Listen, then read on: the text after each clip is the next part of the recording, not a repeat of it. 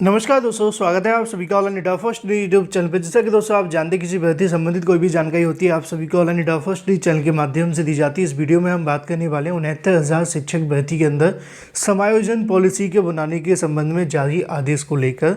साथ ही हम बात करेंगे 69,000 के अंदर 22,000 पदों के बारे में, 20,000 जनरल ओबीसी एससी के बारे में और नए छात्रों को चयनित होने और 90, 96, 97 के समायोजन के संबंध में डिटेल में आपको जानकारी दी जाएगी। और जो भी जानकारी दी जाएगी वो 100% ऑथेंटिक होगी।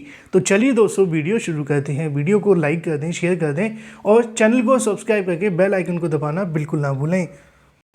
दोस्तों आगे बढ़ने से पहले हम बात करने वाले हैं यूपी बीएड प्रवेश परीक्षा की बेस्ट बुक के बारे में, जो कि चक्षु प्रकाशन की है। अगर आप यूपी बीएड प्रवेश परीक्षा की तैयारी कर रहे हैं तो ये बुक आप सभी के लिए बेस्ट है, जो कि आपको स्टडी गाइड देखने के लिए मिलती है संपूर्ण पाठ्यक्रम पर आधारित। इसमें आपको 2700 से ज़्यादा महत्वपूर्ण क्वेश्चन, इसके अलावा 6 सॉल्व पेपर भी आपको देखने के लिए मिलते हैं।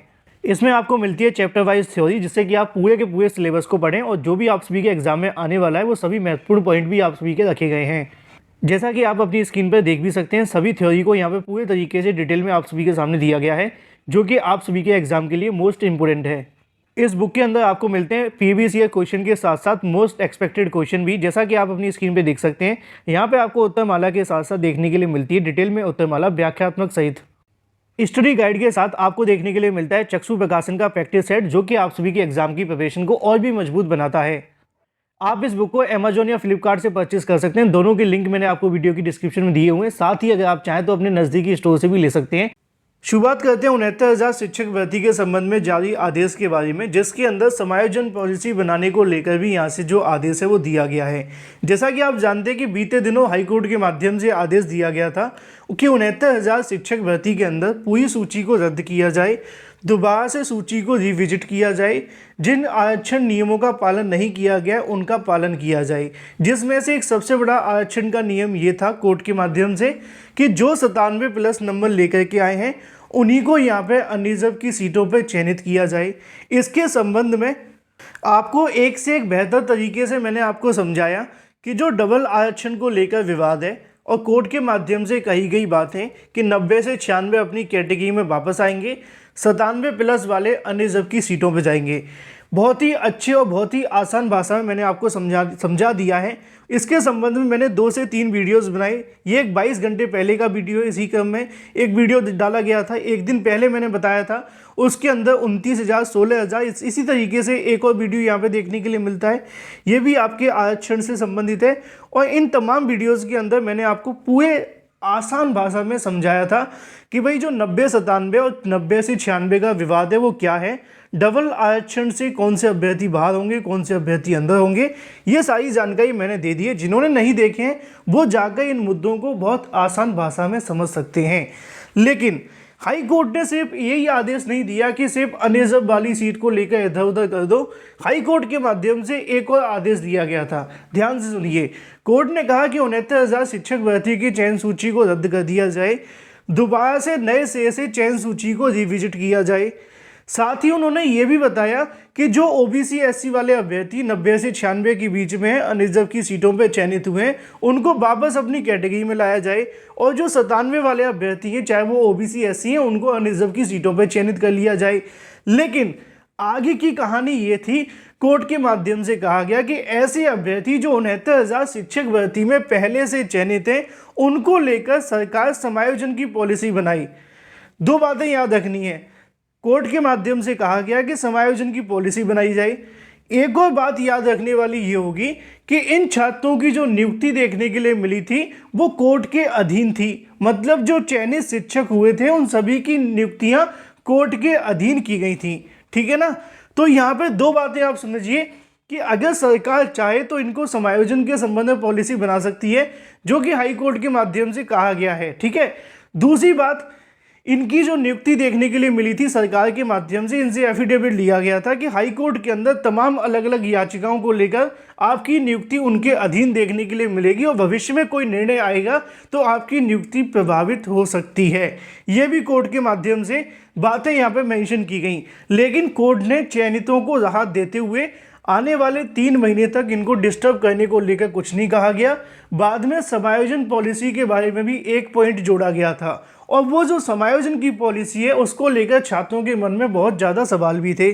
और आज का ये वीडियो इसी से संबंधित आप सभी को देखने के लिए मिलेगा। अब ध्यान से समझिएगा कि कोर्ट के माध्यम से तो कहा गया कि जो चयनित हुए उनको लेकर सरकार इनके समायोजन के संबंध में कोई पॉलिसी बनाए। अब इनको बाहर करती है सरकार या अंदर करती है या इनके बारे में कोई नई पॉलिसी बनाती है, वो डिपेंड करेगा सरकार के ऊपर कि सरकार आने वाले 3 महीने के बाद इनको लेकर क्या फैसला लेगी। लेकिन यहाँ पे बहुत सारे छात्रों के मन में सवाल ये था कि जो 6800 की चयन सूची रद्द हुई है, पहला। दूसरा, जो और भी अभ्यर्थी इससे बाहर होने वाले हैं, चाहे वो जनरल के हों, ओबीसी के हों या फिर एससी के हों, उनको लेकर सरकार क्या करेगी। क्या सरकार यहाँ से नई पॉलिसी बनाएगी या फिर उनको सीधे तौर पे बाहर कर देगी, क्योंकि उनकी नियुक्तियां तो कोर्ट के अधीन थी, इसमें कोई शक नहीं है। एक सबसे बड़ा सवाल ये भी देखने के लिए मिल रहा था कि क्या 69,000 शिक्षक भर्ती के अंदर 22,000 सीटें भी जोड़ी जा सकती हैं, क्योंकि कोर्ट के माध्यम से समायोजन पॉलिसी को लेकर कहा गया है। तो छात्रों के मन में सवाल ये वाला आना लाजमी है कि शायद सरकार पदों को जोड़ दे। तो देखो, जैसा कि आप जानते हैं कि 69,000 शिक्षक भर्ती को लेकर सुप्रीम कोर्ट में एफिडेविट लगाया गया था कि 69,000 शिक्षक भर्ती पूरी हो गई है। इसी के चलते जब 6,800 की सरकार ने सूची जारी की तो कोर्ट के माध्यम से इनको नियुक्ति देने से इनकार कर दिया गया था कि 69,000 शिक्षक भर्ती में एक भी पद नहीं बढ़ा सकते हैं।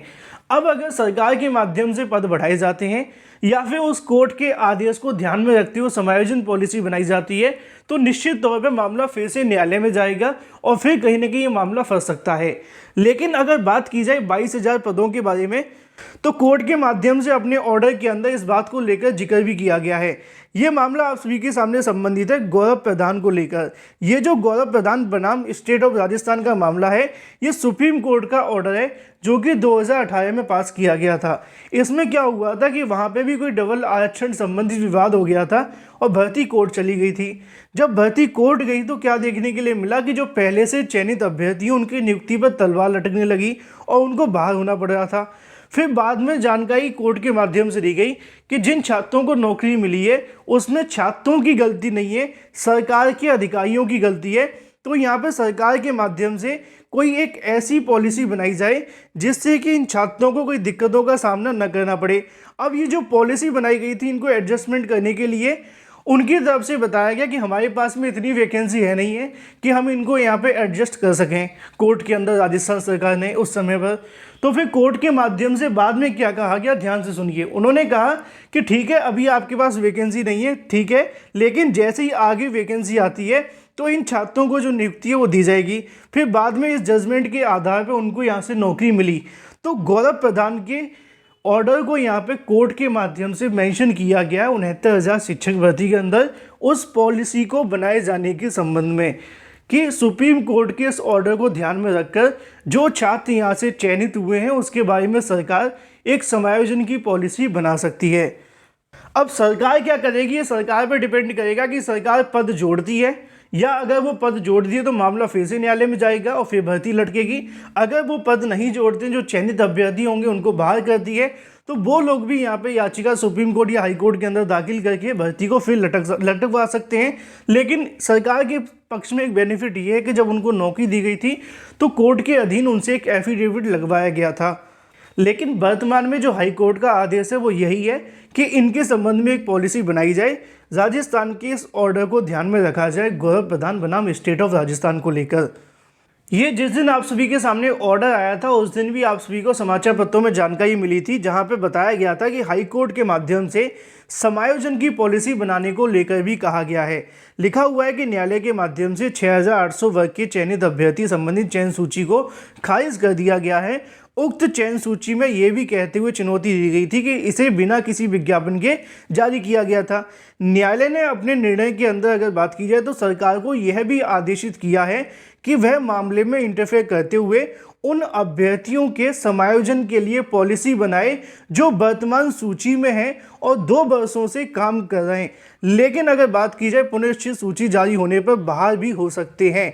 जैसा कि मैंने अभी आपको समझाया गौरव प्रधान के स्टेट ऑफ राजस्थान ऑर्डर के बारे में, तो कोर्ट के माध्यम से इस मुद्दे को भी ध्यान में रखा गया कि जो 2 साल से यहाँ पढ़ा रहे हैं उनको अगर बाहर करना पड़े तो सरकार इनके बारे में समायोजन की पॉलिसी बना सकती है। कोर्ट के माध्यम से छूट दी गई है अपने ऑर्डर के अंदर। और इसी के आधार पर छात्रों के मन में सबसे बड़ा सवाल यही देखने के लिए मिला कि क्या 69,000 शिक्षक भर्ती के अंदर 22,000 सीटें जोड़ी जा सकती हैं। तो ये मुद्दा कहीं ना कहीं और भी ज़्यादा पेचीदा बन जाएगा। अगर पद जुड़ते हैं तो नई प्राइमरी शिक्षक भर्ती का इंतजार करने वाले अभ्यर्थियों के लिए भी बड़ा नुकसान होगा, क्योंकि पिछले 4 सालों से 69,000 के चलते भर्ती नहीं आ पा रही है। अगर 22,000 पद जोड़े जाते हैं या फिर जितने भी पद जोड़े जाते हैं उनको तो नुकसान होगा ही होगा। इसके अलावा 69,000 के अंदर एक विवाद और खड़ा हो जाएगा पद जोड़े जाने को लेकर, क्योंकि 6,800 के समय यही कहते हुए चयन सूची को रोक दिया गया था कि 69,000 भर्ती पूरी हो गई है, उसके अंदर पद नहीं जोड़े जा सकते। अब हाई कोर्ट ने फिर एक नया कहने की पेच फंसा दिया, ये कहकर कि समायोजन की पॉलिसी बनाई जाए अकॉर्डिंग टू सुप्रीम कोर्ट गौरव प्रधान बनाम स्टेट ऑफ राजस्थान के ऑर्डर को ध्यान में रखते हुए, क्योंकि लगभग 20,000 से ज़्यादा जनरल ओबीसी वाले ऐसे अभ्यर्थी हैं जो कहीं ना कहीं इस उलटफेर के चलते अंदर बाहर का रास्ता देख सकते हैं, चाहे वो 90-96 के चक्कर में हो या फिर 97+ के रीज़न के चलते। क्योंकि जब अभ्यर्थी वापस अपनी कैटेगरी में आएंगे तो ओपन कैटेगरी जिसको अनरिजर्व कहते हैं वहाँ पे तो आपके सामने 34,000 पद खाली हैं, लेकिन ओबीसी के अंदर 18,000 पद ही हैं और पास होने वाले छात्रों की संख्या बहुत ज़्यादा है, लगभग 45,000 से ज़्यादा। इसी के संबंध में नीचे आप सभी के सामने जो 90-96+ से के चलते अभ्यर्थी बाहर होते हैं, शायद उनके बारे में सरकार कोई पॉलिसी बना सकती है। अभी सरकार के माध्यम से इस आदेश को डबल बेंच में चुनौती देने को लेकर फैसला नहीं लिया गया है, लेकिन भविष्य में अगर इस मामले को लेकर पेच फंसता है तो सरकार खुद से डबल बेंच भी जा सकती है समायोजन की पॉलिसी के बारे में, क्योंकि अगर पद जोड़े गए तो निश्चित तौर पे एक बड़ा विवाद देखने के लिए मिलेगा। हालांकि ये बात बिल्कुल सही है कि बहुत सारे पुराने अभ्यर्थी इस भर्ती से बाहर होंगे और हजारों की संख्या में नए छात्र इस भर्ती के अंदर चयनित भी होंगे जब नई चयन सूची बनाई जाएगी तो। और उसका सबसे बड़ा रीज़न देखने के लिए मिलेगा कि 90-96 के चलते जो अभ्यर्थी अपनी कैटेगरी में वापस आ जाएंगे, ओबीसी की सीटें एक तरफ भर जाएंगी, वहीं दूसरी तरफ अनरिजर्व की जो कट ऑफ देखने के लिए मिलेगी वहाँ पे 97+ वाले अभ्यर्थियों को बैठने का मौका मिलेगा। तो 97 वाले बहुत सारे ऐसे अभ्यर्थी हैं जिनके गुणांक कहीं ना कहीं थोड़े से कम थे, लेकिन सुपर टीईटी के अंदर 97 थे और उनको बैठने का मौका अनरिजर्व की सीटों पर मिल जाएगा। तो नई जो चयन सूची बनाई जाएगी उसके चलते हज़ारों अभ्यर्थी बाहर भी होने वाले हैं, हज़ारों अभ्यर्थी अंदर भी होंगे। अब जो अंदर होने वाले हैं उनको तो नौकरी मिल जाएगी, लेकिन जो बाहर होने वाले हैं क्या उनके लिए सरकार समायोजन की पॉलिसी बनाएगी? हाई कोर्ट ने तो कहा है, लेकिन सरकार क्या करने वाली है ये सरकार पर डिपेंड करेगा। आपकी राय क्या है कमेंट करके बताएं।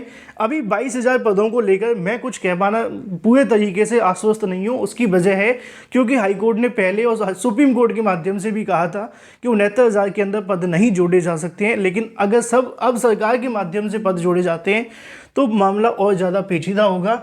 हालांकि इसमें सरकार की गलती ज़्यादा है, छात्रों की कम है, क्योंकि 69,000 के अंदर लापरवाही के चलते भर्ती को पूरा किया गया था और वही लापरवाही समय समय पर निकलकर सामने आती रहती है। मुझे उम्मीद है मैंने आप सभी के सवालों के जवाब दे दिए होंगे समायोजन पॉलिसी के बारे में। अगर अभी भी आपके मन में कोई सवाल है तो कमेंट करके पूछ सकते हैं। फिलहाल इस वीडियो के माध्यम से इतना ही। Thank you for watching this video.